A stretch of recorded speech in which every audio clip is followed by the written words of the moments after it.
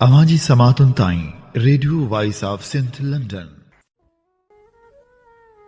अॼोके दौर में जॾहिं सच खे दॿायो वञे थो, जॾहिं मज़लूम माण्हुनि जी आवाज़ खे रोकण जी कोशिश कई वञे थी, तॾहिं radio voice of Sindh London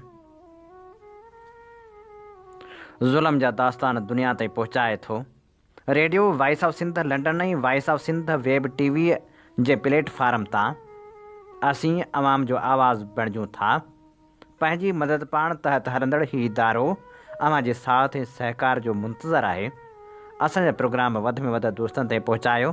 उन सां गॾोगॾु असांजे यूट्यूब चैनल खे ज़रूरु सब्सक्राइब करियो ऐं ॿुधंदा रहो radio voice of Sindh London.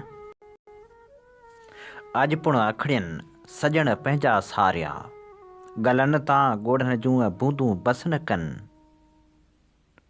संदी सिक पिरियनि लोक ॾिठे न लहे। भलारे भिटतणी जे भलारे बैत सां मुंहिंजी आवाज़ मुसाफ़िर radio voice of Sindh London तां थिए दुनिया जी कुंड कुड़छ ताईं। जंहिंजा माॻ ॿुची पियो उन्हनि मेड़ी महिरबाननि खे सिक भरियो सलाम शाल क़बूल पवे। 28 जनवरी 2026 अरबा जे ॾींहुं प्रोग्राम मंज़रनामो साण करे आऊं अवां जी ख़िदमत में हाज़ुर अवां जो पंहिंजो मेज़बान हबीब लगारी। प्रोग्राम जी शुरूआति में अवां लाइ इहा ई दुआ त शाल जितो जो असुख सलामती सां जो कॾहिं बि ॾुखियो ॾींहुं न ॾिसो ऐं कॾहिं बि अवां जो मुर्कूं मेरूं न थियनि। दुनिया जी कुंड कुड़छ में जिते बि रहो सिंध लाइ, सिंध वासियुनि लाइ ऐं दुनिया जे मज़लूम माण्हुनि लाइ जा खोड़ींदा रहो। शाल अवां जा ख़्वाब तहबीरनि सां लाव लही सघनि। प्रोग्राम मंज़रनामे में अॼु असीं उन दर्दनाक मंज़र खे बयानु कंदासीं जेको यकीनी तौरु अलमियाती आहे। नाम्यारे शाइर डॉक्टर आकाश अंसारी जे क़त्ल केस जो फ़ैसिलो ॿुधायो वियो आहे, जंहिंमें डॉक्टर आकाश अंसारी जे पुट खे मौत जी सज़ा जो हुकुम ॾिनो वियो आहे। इन फ़ैसिले बाद आयल मुख़्तलिफ़ राया अवां जे समातनि जी नज़र कंदासीं ऐं उन सां गॾोगॾु असीं अवां जे समातनि जी नज़र कंदासीं डॉक्टर आकाश अंसारी जी ख़ूबसूरत शाइरी। सभ खां पहिरियां डॉक्टर आकाश अंसारी क़त्ल केस वारे फ़ैसिले जो अखियुनि ॾिठो अहवाल पेश करियूं था। नौजवान सहाफ़ी अज़मतुल्ला कुंभर लिखे थो, सिंध जे ख़ूबसूरत शाइर आकाश अंसारी जे क़त्ल केस जो फ़ैसिलो अदालत ॿुधाए छॾियो। अदालत आकाश अंसारी जे पुटु लतीफ़ आकाश उर्फ़ विशाल लतीफ़ खे फाही जी सज़ा ॿुधाई। उन खां अॻु अखियुनि ॾिठनि अहवालनि मूजिबि एडिशनल सेशन जज तस्वर अली राजपूत जी अदालत ॿाहिरां फ़ैसिलो ॿुधण लाइ सुबुह सवेर खां सिंध जे साञा आकाश अंसारी जा घर भाती ऐं सवनि जे तइदाद में संस मदाह तोड़े सहाफ़ी मौजूदु हुआ। जॾहिं त लतीफ़ आकाश जे तरफ़ां संस अमर ऐं मक़तूल आकाश अंसारी जी बेव हलीमा ख़ातून साणस गॾु हिकु ॿिए पीरसन औरत ऐं मुबैना तौरु लतीफ़ आकाश जी मंगेदी जन्नत लतीफ़ बि देर सां कोर्ट रूम में आई ऐं आकाश जी बेव सां गॾु बेंच ते वेठी। मंझंदि जो 1:30 वॻे समूरा माण्हू कोर्ट रूम में जमा थिया। एतिरी क़दर जो कोर्ट रूम में पेर रखण जी जाइ बि न हुई। कोर्ट स्टाफ पारां केतिरा ई भेरा ग़ैर ज़रूरी माण्हुनि खे ॿाहिरि निकिरण जो चयो पियो वियो, पर उन बावजूदि कोर्ट रूम भरियलु हुयो। अदालती स्टाफ पारां मामले जी संगीनी खे ॾिसंदे वधीक नफ़रत तलब कई वई, जंहिंजी कोर्ट रूम ऐं भरपासे जी सिक्योरिटी सां गॾु जवाबदार जी पिणु सिक्योरिटी सख़्तु कई। जज साहिबु 1 कलाक ताईं पंहिंजो फ़ैसिलो लिखारायो, जंहिं बाद हू कुझु देरि लाइ उथी चैम्बर में हलियो वियो। उन वक़्तु सम्झो इहो पियो वियो त शायदि अॼु फ़ैसिलो न ॿुधायो वञे, छाकाणि जो वक़्तु बि घणो थी वियो हो ऐं सवनि जे तइदाद में माण्हू पिणु मौजूदु हुआ। पर कुझु देरि बाद सीनियर वकील ॾाढा सलेमान डायरी ऐं अयाज़ दुनियो खे जज साहिबु चैम्बर में घुराए चयो त वॾे तइदाद में वकील ऐं आकाश जा चाहींदड़ मौजूदु आहिनि। जवाबदार जी सिक्योरिटी जो मसइलो बि आहे ऐं गॾु थियल माण्हुनि जे जज़्बात खे बि मुंहुं कीअं ॾिजे। जंहिं बाद ॿिन्ही सीनियर वकीलनि ॿाहिरि अची ॿियनि वकील दोस्तनि खे कोर्ट रूम जो डेकोरम रखण ऐं वधीक रश न करण जी दरख़्वास्त कई। कुझु देरि बाद जज साहिबु वापसि कोर्ट रूम में आयो। जेके माण्हू अध में उथी बीठा त ॿीहर न बेंचनि ते न वेठा। जॾहिं त कोर्ट रूम जज साहिब जे रोस्टर ताईं भरियलु हो। कोर्ट रूम में एतिरी त पिण ड्राप ख़ामोशी हुई जो माण्हुनि जो साह खणण जो पिणु आवाज़ु अची रहियो हो। हर नज़र जज साहिब जे चपनि ते हुई त हूअ पंहिंजे स्टेनो सां छा पियो ॻाल्हाए त उनजो बि अंदाज़ो हणी सघिजे। जज साहिबु पंहिंजे लिखियल फ़ैसिले जी प्रिंट वठण बाद उन ते सही कई ऐं रीडर खे जवाबदार पेश करण जो इशारो कयो। शाम जो 4:27 ते जवाबदार लतीफ़ आकाश खे सख़्तु सिक्योरिटी में कोर्ट रूम जे पोयां जज साहिब जे चैम्बर वारे पासे खां कोर्ट रूम जे अंदरि आंदो वियो ऐं माण्हुनि खां परे बीहारियो वियो। लतीफ़ आकाश पुरएतमाद नज़र आयो। जज साहिब खांसि ख़ुशगवार लहजे में पुछियो त तव्हांजो वालिद कारोबार बि कंदो हो? जिते जवाबदार लतीफ़ आकाश जवाबु ॾिनो त जी हा, पेट्रोल पंप जी ज़िमेदारी बि हुई। हू अञा ॻाल्हाए रहियो त जज साहिब खेसि अंग्रेज़ी में चयो त तव्हांखे फाही जी सज़ा ॾिजे थी, तव्हांखे कापी ॾियूं था। जज साहिब पुलिस खे इशारो कयो त जवाबदार खे वापसि नियो वञे। जेके कुझु सेकंडनि में लतीफ़ आकाश खे तेज़ी सां जज साहिब जे चैम्बर मां गुज़ारे मोबाइल में विहारे निकिरी विया। जॾहिं त उन्हनि लम्हनि में कोर्ट रूम में ॾाढा सलमान ॾाहिरी ऐं ॿियनि वकीलनि वॾे आवाज़ सां चयो त मौत जी सज़ा। आकाश अंसारी जा मदा कुझु लम्हनि लाइ सोच में गुम थी विया त मुबारकूं ॾियूं या रोजे। आहिस्ते आहिस्ते सभु ॿाहिरि निकिरंदा विया। आकाश अंसारी जा वेझा दोस्त डॉक्टर इलम ऐं ॿिया सुॾकनि में पइजी विया। डॉक्टर आकाश जी बेवा हलीमा कोर्ट में आख़िरी बेंच ते वेठल रही ऐं तमामु तेज़ी सां तस्बीह पढ़ंदी रही। संसां अखियूं नम हुयूं पर हुन कंहिंसां बि न ॻाल्हायो। उन दौरान असुर जी निमाज़ जी अज़ान पिणु थी। सिंध जी सञाह आकाश जे ज़ाती दोस्तनि आलनि अखियुनि सां हिक ॿिए खे भाकुर पाए आथत पए ॾिनी। जॾहिं त मंज़र उन वक़्तु अञा वधीक जज़्बाती थी विया ऐं हर अख आली थी। जॾहिं आकाश जे चाहींदड़नि आकाश जी शाइरी ॻाइणु शुरू कई त जीव जबरू त जनमनि खां वीरान हुआ, साह सामीअड़ो मिड़ई महिमान आ, तरसंदो केसि ताईं भला काफ़िलो, यार जल्दी मिलो, यार जल्दी मिलो। उन बाद जंहिं वक़्तु ही जोगी जाॻिया पिणु ॻायो वियो। देर ताईं कोर्ट जे ॿाहिरां उहा रश मौजूदु रही। जंहिं बाद आहिस्ते आहिस्ते माण्हू कोर्ट मां निकिरंदा विया। यादि रहे त डॉक्टर आकाश अंसारी खे 15 फरवरी 2025 ते संस पालियल पुटु विशाल लतीफ़ बेदर्दी सां क़त्ल करे लाश खे पेट्रोल हारे बाहि ॾेई छॾी हुई ऐं इहो ड्रामो रचायो त घर खे शार्ट सर्किट मां बाहि लॻण सबबि आकाश अंसारी सड़ी फोत थी वियो आहे। विशाल लतीफ़ सुबुह जो 5 वॻे उहो क़त्ल कयो ऐं 10 वॻे खां अॻु लाश खणी बदीन बि निकिरी वियो। रस्ते मां लाश खे हैदराबाद मोटाए वियो ऐं पोइ पोस्टमार्टम कयो वियो हो। अधु उमिरि अणखुटी इबादत में वेही ऐं बाक़ी भूतनि खां बग़ावत में वेही ख़ुदा बि न मिलियो न उनजी ख़ुदाई। उहा आकाश जिंदड़ी ईअं वई अजाई ऐं ॻोल्हा जे ऋण में रुलियासीं अधूरा असीं बसि रहियासीं अधूरा अधूरा। दुखनि सां बि दिलि पंहिंजो रिश्तो न ठाहियो, सुखल में बि मन खे सुकून कोन आयो। खिलियासीं त ख़ल्क़ जे दर्दनि थे रोकियो, रुनासीं त दुनिया जे नज़रनि थे टोकियो। न ख़ुशि थी खिलियासीं न रज थी रुनासीं, खिलियासीं रुनासीं अधूरा अधूरा असीं बसि रहियासीं अधूरा अधूरा। फाही जा फंदा चुमण खां बि वियासीं ऐं दुनिया जा धंधा करण खां बि वियासीं। न तूं ई मिले न कंहिंजा थियासीं, हितां खां बि वियासीं हुतां खां बि वियासीं। मरण जे मज़े खां बि महरूम थियासीं ऐं जीअंदा रहियासीं अधूरा अधूरा असीं बसि रहियासीं अधूरा अधूरा। अवाजी समातुन ताईं radio voice of Sindh London. Radio voice of Sindh London तां अवांजी ख़िदमत में प्रोग्राम पेश कयो पियो वञे मंज़रनामो। मंज़रनामे में आऊं अवां सां मुखातिबु अवांजो पंहिंजो मेज़बान हबीब लगारी। जीअं त हीअं ॼाणो था त असीं radio voice of Sindh London तां अवांजी ख़िदमत में उहे प्रोग्राम पेश कंदा आहियूं जिन में सचाई जा सॾ हूंदा आहिनि, जिन में तारीख़ जा अमल वर्क हूंदा आहिनि। असीं चाहियूं था त हीउ सफ़र सफलता माणे, जंहिं लाइ असांखे अवांजे साथ ऐं सहकार जी ज़रूरत आहे। अचो इन सफ़र में असां सां हमक़दम बणिजो। असांजा प्रोग्राम वधि में वधि दोस्तनि ताईं पहुचायो त जीअं सचाई जो हीउ सॾ घर घर ताईं पहुची सघे। असांजे यूट्यूब चैनल खे सब्सक्राइब ज़रूरु करियो। अॼु असीं मंज़रनामे प्रोग्राम में नामियारी शाइर डॉक्टर आकाश अंसारी जे क़त्ल केस जे आयल फ़ैसिले ऐं उनखां पोइ मुख़्तलिफ़ माण्हुनि जे ॾिनल रद्द अमल ऐं रायनि खे अवांजे समातनि ताईं पहुचाए रहिया आहियूं। नामियारो लेखक जामी चांडियो लिखे थो, हिन केस में खटियो रुॻो अलमी आहे। पूरे साल जे कोर्ट जे हाज़िरिन खां पोइ आख़िरी तारीख़ काल्ह रखियल हुई, जंहिंमें जज खे फ़ैसिलो ॿुधाइणो हो। हूअं आम हाज़िरिन ते असीं चंद दोस्त हूंदा हुआसीं, पर दोस्त ऐं वकील घणे अॻ में कोर्ट जे अहाते में गॾु थियल हुआ। के हमेशह जीअं ख़ामोश ऐं ॾुखारा हुआ ऐं किन खे इन उमेद जो इत्मीनान हो त क़ातिल खे सज़ा मिलंदी ऐं आकाश सां इंसाफ़ थींदो। मुंहिंजी कैफ़ियत हमेशह जीअं हिन भेरे बि मुख़्तलिफ़ हुई, न बयानु करे सघण जहिड़ी। मुंहिंजी कैफ़ियत एतिरी सादी न हुई जो मार्गो आकाश खे पंहिंजो ऐं हिन केस में ॿिनि खे पराव महसूसु करे रहियो हुयुसि। हीउ मुंहिंजे घर जो हिकु दर्दनाक अलमियो हो, जंहिंमें हिक ई घर जा भाती मक़तूल क़ातिल ऐं हिक ॿिए जे आम्हूं साम्हूं हुआ।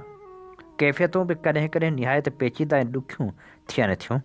मूंसां बि साॻी कार हुई। लतीफ़ साईं सुर सामुंडी में हिकु वाई में अजीब सिट चई आहे त उॾोही जीअं ॾुखड़ा चढ़िया चोटीअ से, यानी ॾुख अॾोहीअ जीअं मूंखे चोटी ताईं चढ़ी विया आहिनि। ज़ाहिर आहे त अहिड़ी हालत में वजूद जी इमारत ढहण लॻंदी आहे।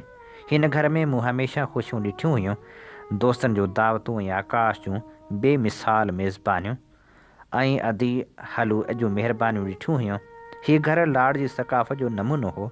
हिते इनकलाबी सियासत, शाइरी, अदब ऐं राग समेत लतीफ़िया जो रूह मौजूदु हूंदो हो। अॼु उहो घर कोर्ट रूम में हिकु अलमियाती केस जी सूरत में मौजूदु हुयो। अहिड़े दर्दनाक मंज़र खे ॾिसी हीणो लूणु कीअं न थींदो। मुंहिंजी दिलि पहिरें ॾींहं खां उन व्याकुल ऐं उदास अहसास में वरितल हुई त आकाश सां इंसाफ़ जो ख़्यालु ई बेमाना आहे। हुन सां इंसाफ़ घटि में घटि बि तॾहिं मुमकिन हो जॾहिं हूअ हिन जहान में मोटी वापसि अचे हा, जेको ज़ाहिर आहे त मुमकिन न हो। जॾहिं उहो मुमकिन न हो त पोइ हुन सां इंसाफ़ कीअं मुमकिन हो। खसी त हुन खां ज़िंदगी वई हुई, जेका हाणे वापसि कॾहिं बि वरणी न हुई। क़ातिल खे सज़ा सां मक़तूल खे इंसाफ़ कीअं थो मिली सघे। मुंहिंजा आकाश सां दोस्ती में ज़िंदगी जा 29 साल गॾु गुज़रिया ऐं मूं ज़िंदगी सां एतिरो प्यारु कंदड़ इंसानु विरले ॾिठो। हूअ पल पल जीअणु चाहींदो हो। हुन लाइ ज़िंदगी रुॻो साह खणण जी जबलती मश्क जो नालो न हो। हू लतीफ़ जो आशिक़ हो ऐं हुन लाइ ज़िंदगी जो फ़लसफ़ो रहबर जी उहा सिट हुई त कैफ़ धारां कोए जिए कोन जहान में। हू सफ़र मींहं, दरियाउनि, डंठनि, कचहरियुनि, राग सुर, सवाद, हुसन, शाइरी, अदब, फ़न, रक़्स, ॾाहप ऐं आदर्शनि सां बेहद प्यारु कंदड़ शख़्स ऐं शाइर हो। हुन जे अहिड़े दर्दनाक मौत सां कहिड़ो इंसाफ़ मुमकिन हो। क़ातिल जी सज़ा मक़तूल सां इंसाफ़ नाहे हूंदी, बसि क़ातिल जो अंजाम हूंदो आहे। आकाश जो दर्दनाक मौत हमेशह हिकु अलमे जो जीउ झोरींदड़ इश्तिहारो रहंदो। कोर्ट में 5 कलाकनि जे इंतज़ार खां पोइ जॾहिं क़ातिल खे मौत जी सज़ा ॿुधाई वई त इल्मुद्दीन समेत हिकिड़ा दोस्त रोई रहिया हुआ ऐं ॿिया हिक ॿिए खे मुबारकूं ॾेई रहिया हुआ। उन्हनि मां को बि ग़लति न हो, जो सभई आकाश सां प्यारु कंदड़ दोस्त हुआ। इल्मुद्दीन जेतोणीकि आकाश ऐं असांजी दोस्ती में गहरे दोस्तोर घणो पोइ दाख़िल थियो, पर आकाश सां हुन हिकु सॻे भाउ जीअं निभायो। संदसि हयाती में, संदसि बीमारियुनि में बि ऐं संदसि दर्दनाक मौत खां पोइ बि अहिड़ा दोस्त हीअं जी थूणी हूंदा आहिनि। मूं त कंहिंखे बि मुबारकनि जी वरंदी न ॾिनी। मूं लाइ त विशु जो अंजाम बि कंहिं दर्दनाक अलमीअ खां घटि न हो। मूंखे उहो ॾींहुं यादि आहे जो आकाश विशु जूं मुबारकूं ॾियण लाइ हसन दरसे मूं वटि हैदराबाद आयो हो ऐं असां मुंहिंजे घर ते वेठा हुआसीं। हुन असांखे जॾहिं विशु जे ॼम जो ॿुधायो त असां ॿिन्ही, यानी मूं ऐं हसन साणसि घणा ई भोग कया, जो रुॻो हिकु हफ़्तो अॻु ई हसन ऐं मां वटसि बदी न रही आया हुआसीं ऐं अदी हलू असांखे ख़ूब मानियूं खारायूं हुयूं ऐं हू पेट सां न हुई। नेठि जॾहिं असांजनि चर्चनि अची आकाश खे सोढ़ो कयो त हुन हसन खे हुजत मां घरोड़े बुजो ॾेई चयो हो त अड़े हंज वरितो अथमि। विशु जी आमद ते आकाश जो हुन उत्साह जो अंदाज़ो उन मां लॻाए सघिजे थो त हुन संसि नालो शाह लतीफ़ रखियो। असां खेसि अहिड़े नाले रखण ते तंग कंदा हुआसीं त हू मासूमियत मां खिली चवंदो हो त विशु शाइर थींदो पंहिंजे पीउ ऐं ॾाॾे वांगुरु, पर हुनजी क़िस्मत जे तहनि में को क़ातिल लिको वेठो। केॾो न अलमियो आहे। उहो आदि हलू त विशु जी माइती इश्क में आकाश ऐं मीरा खे बि खांइसि पोइ दर्जो ॾिनो हो। आकाश ऐं अदी असांजे घर ईंदा हुआ त उहो निढड़ो ॿारड़ो विसारणु गॾु ईंदो हो। असां हुनखे सचपच सोननि चमचनि में खाईंदे ॾिठो। हुननि बि वॾी उमिरि में ॿार हंज में वरितो हो त संदन लाॾ कोड़ जूं के हदूं न रहियूं ऐं उतां ई ॿारड़ो खिलणु शुरू थियो। मोहबत अंधी हूंदी आहे। उनखे ॿार जो ईअं खणणु नज़र ई न आयो, पर असां दोस्तनि महसूसु करणु शुरू कयो हो। उनजो पहिरियों इज़हार विशू न पढ़ण सां करणु शुरू कयो हो। आकाश उनजी तालीम लाइ हैदराबाद लॾे आयो। खेसि हर सुठे स्कूल में दाख़िल करायईं, पर ॿार खरी चुको हो। हर शइ जो हिकु वक़्तु हूंदो आहे, पर आकाश खां उहो वक़्तु हथनि मां निकिरी गुसी चुको हो। जेको आकाश विशू खे वॾो थींदे ॾिसी मूंखे चवंदो हो त ॾिस विशू बिल्कुलु बाबा जे मुंहांडे आहे, उनखां हाणे हू बेज़ारु थियणु शुरू थियो हो। हाणे विशू असांजे कचहरियुनि जो मुस्तक़िल मौज़ू रहणु लॻो, जिन में आकाश, मां, डॉक्टर बच्चल मेमण ऐं इल्मुद्दीन गॾु हूंदा हुआसीं। अॼु हो विशू आकाश जे कातिल जी सूरत में अदालत जे कटहरे में बीठो ऐं खेसि मौत जी सज़ा ॿुधाई वई हुई। मुंहिंजे ख़्यालनि में संदसि सॼो माज़ी फिरी रहियो हो ऐं मां संदसि अंजाम ते दिलि में ख़ुशि थियण बजाए उनखे बि हिकु अलमीअ तौरु ॾिसी ऐं महसूसु करे रहियो हुअसि। सदाईं बोस्की जा वॻा पाईंदड़ विशू हथकड़ियुनि सां आकाश जहिड़े दिलबर इंसान ऐं मासूम पीउ जे सफ़ा कातिल जी हैसियत में दरअसल हिकु अलमियो ई त हो। कोरड़ जे हाल में खाॿे पासे कुंड में अधी हलू वेठी हुई। हमेशह जीअं संस मुंहुं ढकियल हेठि हो, मां हाज़िरियुनि ते संस मथे ते हथु रखी मिलंदो हुउसि। केस में ग़लति पासे बीहण सां हुन सां हिकु भाउ वारो रिश्तो त ख़तमु न थियो हो। कलाकनि जा कलाक कोरट रूम में वेठे दिलि में इहो अहसासु हो त अधी सोचियो हूंदो त अॼु अदा जामी छो न मिलियो। उहो केॾो न अलमियो हो जो हू मुंहिंजी भाॼाई भेण हुई, जंहिंजे हथ जूं मानियूं मूं 29 साल खाधियूं, जेका जॾहिं वञी बदीन रहंदा हुआसीं त हंधि विछाए ॾींदी हुई ऐं हिकु भेण तौरु ॼण साह सदको कंदी हुई, जंहिंखे आकाश चई वियो हो त संस मरण खां पोइ संस ॾेर रुॻो जामी आहे ऐं हूअ सवाइ मुंहिंजे ॿिए जे दर ते कंहिं कम लाइ न वञे।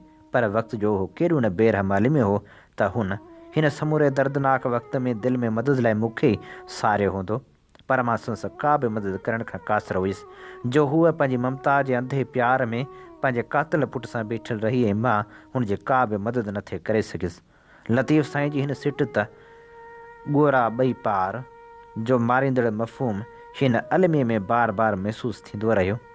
अधीअ जॾहिं आकाश जे दर्दनाक क़तल खां पोइ पंहिंजे कातिल पुट जे पासे बीठी त माण्हुनि हुनखे निहायत घटि वधि ॻाल्हायो त मूंखे बेहदि तकलीफ़ थींदी हुई। हूअ पंहिंजे अंधे प्यार हथां मजबूर हुई ऐं मां अहिड़ो कूड़ो न थे थी सघियसि जो मां बि हुजूम सां गॾु पथर खणी मथसि वसायां हा। हिन सॼी दर्द कहाणी में सभिनी खां वधीक भोॻींदड़ किरदारु बि हक़ीक़त में हू ई आहे। आकाश हिकु रात जे अलमी में कुझु कलाकनि में दर्द जे अहसास खां आजो थी वियो। विशू पंहिंजो ज़मीर अॻे खरे वञाए चुको हो, पर अधी हलू हिकु पासे आकाश खे सारे झिझंदी हूंदी त ॿिए पासे पंहिंजे कातिल पुट खे बचाइण जा अजाया ख़ुदि फ़रेब जतन करे पाण खे रोज़ु मारींदी हूंदी। ज़िंदगी जे किन वॾनि पेचीदा आलिमनि में इहो तइ न करे सघिबो आहे त आलिमियो मारिजी वियल जो वॾो हूंदो आहे या पोयां रहिजी वियल जो, जंहिंजे वजूद ऐं माज़ खे वक़्त जी ॾाइण जा चंबा रोज़ पिया रोड़ींदा रहंदा आहिनि। आकाश त घर जी घुर्ज खां आज़ादु थी वियो हो। हाणे हुनजी क़बर ते दोस्त पिया ईंदा वेंदा। विशू पंहिंजो नसीब ऐं दग पाण ई पंहिंजे हथनि सां वञाए छा हमेशह लाइ बर्बादु करे चुको हो। जे हाइ कोर्ट मां मौत जी सज़ा मां का रिआयत मिलेसि त बि ज़िंदगी जो वॾो हिसो उमिरि क़ैद जी सूरत में जेल में गुज़ारींदो ऐं जे बाक़ी ज़िंदगी कुझु मिलेसि त बि आकाश जे कातिल जी हैसियत में ज़माने जी फटकार में गुज़ारींदो। अधी हलू जो त अलाह तलह वियो। आकाश वियो जंहिं शहर में ॼाई हयाती गुज़ारियईं उहो बदीन हुन लाइ उपरो थी वियो। केस में विशू जे पासे बीहण जे करे मिट माइट सभु वयसि। हू जेका बदीन में राज राणी थियो वेठी हुई, हुन खां घर जा भाती त ठहियो, घर बि वियो जो आकाश अॻे बदीन हैदराबाद वारा घर विकिणी छॾिया हुआ। जेके न विकिणण लाइ मूं खेसि वस कया हुआ, हू बि ज़िदी हो। नेठि ज़िद पूरो कयाईं। उहे घर खपाइण बि संस क़तल जो सबबु बणिया हूंदा जो विशू सम्झो हूंदो त हुन लाइ हू पोयां कुझु बि छॾे न वेंदो। अधी हलू जो दुनिया में हाणे न को घर रहियो न को घर भाती। एडवर्ड सैद लिखियो हो त जंहिं माण्हू खां घर खसिजी वेंदो आहे त हुन लाइ दुनिया ओपरी बणिजी वेंदी आहे। पनाहगीरनि जा बि हक़ हूंदा आहिनि, पर अधी हलू खे त उहो हक़ बि हासिलु न हूंदो। हुनजी बक़ाया ज़िंदगी ॾुखनि, अरमाननि, पछतावनि, मायूसियुनि ऐं मुस्तक़िल विगाणप जे वजूदी बुहरान में गुज़रंदी। उनजो अहसासु कंहिंखे बि न आहे। ग़लति मौक़िफ़ सां माण्हू जी इंसानी हैसियत ख़तमु न आहे थींदी ऐं न थियणु घुरिजे, पर उहा हसासियत हिन समाज में अञा पैदा नाहे थी। हिन सॼी दर्द कथा में हिकु अलमियो असांजी धीअ मीरा जो बि आहे। हुनजे ॼमण खां पोइ हुनजे कननि में बांग बदिरां भिटा जा बैत उस्ताद मोहम्मद यूसुफ झुंकारिया हुआ। आकाश मथस नालो मीराबाई जो रखियो हो। हू बि लाॾ कोड सां पली ऐं पाण बि ॾाही ऐं ज़हीन आहे। हुनखे ज़िंदगी केॾी न उते इम्तिहान में विझी छॾियो। हुन त कॾहिं अहिड़ा ॾुख ॾिठा त छा पर ॿुधाई न हुआ। आकाश जे दर्दनाक क़तल खां पोइ हूअ असां सां ॻाल्हाईंदी घटि ऐं रूंदी वधीक हुई। हुन वटि इज़हार लफ़्ज़ खुटी पवंदा हुआ। ज़िंदगी हुनखे अहिड़े ॾुखे इम्तिहान में विधो जो आकाश जहिड़े दलेर पीउ जो कातल वरी संस अकेलो भाउ, मां वरी केस में कातल पुट जे पासे। माण्हू चवंदा हुआ त मीरा हाज़िरी ते छो नथी अचे। मां खेनि चवंदो हुउसि त संस आलिमीअ खे महसूसु त कयो त कोर्ट रूम में अचे। जे माउ जे भर में वेहे त माण्हू उबतियूं ॻाल्हियूं कंदा त हू बि माउ सां मिली वई आहे, ऐं जे न मिले त उन तकलीफ़ जो अहसासु शायदि हर माण्हू न करे सघे। पर हू सिबताई सां आकाश जे पासे बीठल रही आहे ऐं आख़िर ताईं बीहंदी। उहा मूंखे पक आहे जो हू आकाश जे दोस्तनि में मूंसां ई घणो राब्ते में रही आहे। मूंखे पंहिंजी भाइटी ते विसा आहे। अॼु कातल खे सज़ा जे ऐलान बावजूदि मुंहिंजी दिलि व्याकुल ऐं ॾुखोयल आहे। मां कातल जी सज़ा खे बि ॿिनि अलमियुनि खां जुदा करे नथो सघां। मूंखे हिन मामले जो हर पासो दर्दनाक महसूसु थिए थो। मूंखे लॻे थो हिन दर्दनाक सूरतहाल में हारायो सभिनी आहे ऐं खटियो रुॻो आलिमी आहे। हिन कहाणी जो हर किरदारु हिकु जुदा आलिमीअ ते दंग करे थो। उनखां वॾो अलमियो छा हूंदो जो मुंहिंजे दिलबर दोस्त आकाश जो हिन दुनिया में को घर ई न रहियो। संदसि क़बर खां सवाइ का बि जाइ न आहे जिते संदसि नालो ऐं घर जी का तख़्ती हणी सघिजे। हीअ असीं अव्हांजी ख़िदमत में पेश करे रहिया हुआसीं नाम्यारे लेखक जामी चांडी जो लिखियल ख़ूबसूरत लेख। अवांजी समातुनि ताईं radio voice of Sindh London. Programme मंज़रनामे में हाणे शामिल करियूं था डॉक्टर आकाश अंसारी जी ख़ूबसूरत शाइरी। डॉक्टर आकाश अंसारी पंहिंजे ख़ूबसूरत नज़म अॼु माण्हू माण्हू मूरता में लिखे थो। अॼु माण्हू माण्हू मूरता ॼण पथर जी इंसानी अहसास लाइ काॾे विया। हा काल अञा चंवरनि जे मथां थे चांदी जहिड़ा चंड खिड़िया। ॻाल्हि ॻाल्हि ते ॻोठाणनि जा केॾा चंचल टहक टिड़िया। हर हुर्दे में हुबकार हुई माण्हू माण्हू जे मन में ॼण मुंगरे जी महकार हुई। अॼु वस्ती वस्ती वीरानी आवास अलाए काॾे विया। इंसानी अहसास अलाए काॾे विया। कल छात छपर में छेज हुई, छा तारे तारे तेज हुई। आकाश बि हो झिरमिर झिरमिर ॼण कंहिं सोढे जी सेज हुई। छा हुब हुई छा हेज हुई। अॼु अहिड़ा ई आकाश अलाए काॾे विया। इंसानी अहसास अलाए काॾे विया। डॉक्टर आकाश अंसारी ख़ूबसूरत नज़म में लिखे थो। पाण सिंधु माथरी जा मोहबती माण्हू मियां, कूड़ कीने ऐं कदूरत मां न की ॼाणू मियां। काल पंहिंजो माॻ हो केॾो मलूक, मुरकंदड़ मारूअड़नि जा मुखड़ा, जरकंदड़ झांगियुनि जा झोक। दुई दोखे ऐं दगा खां सदा ख़ाली हुई, पंहिंजी नगरी नफ़रतनि जे नाव निकाली हुई। हू ढोल मारू ढट जा छा तिन जूं आखाणियूं हुयूं, ॼण खथोरी साण वासिल खीर जूं खाणियूं हुयूं। चीकी मिटी साण रागियल उहे अङण ओटा थला, चांदनी रातिनि में चंवरनि जे अॻियां हा चमकंदा। ॼण त सेवाणी जे मेले में पिया ताज़ा फुला, ऐं राति जो सूफ़िन जे ओतारनि मथे जांझई अख़्तार जे तारनि मथे। कंहिं संत जा श्लोक ॻाए बा हुया, रूह जा सभु थक लाहे बा हुया। चौसिटा ॾिसा चोड़ेलनि जा चहचिटा, ऐं टहकड़नि जा वॾफुड़ा ॼण थी विया, ऐं तड़ मथे ॿाहिरनि जा ॿेलड़ा। तिन जे पोयां छांगू छांगू छेलड़ा। हूअ भूरियूं भिट ते भटारियूं थेचरियूं, गरुड़ ऐं गगरियूं। राति जे पोएं पहर ॻोठ जूं गहरियल गलियूं, केॾियूं मंदर मिठड़ियूं लॻियूं थे, माल जूं मिठड़ियूं टलियूं। बाजरियुनि जे खेट में पंहिंजो हर कंहिं खे पियो, झार हकलण जे बहाने को इशारो ऐं लियो। हू बेल गाॾियुनि जूं कतारूं ॼञ जो शर्मीलो शोर, तेज़ वड़नि जा चड़ा ऐं झीणी गीचनि जी झकोर।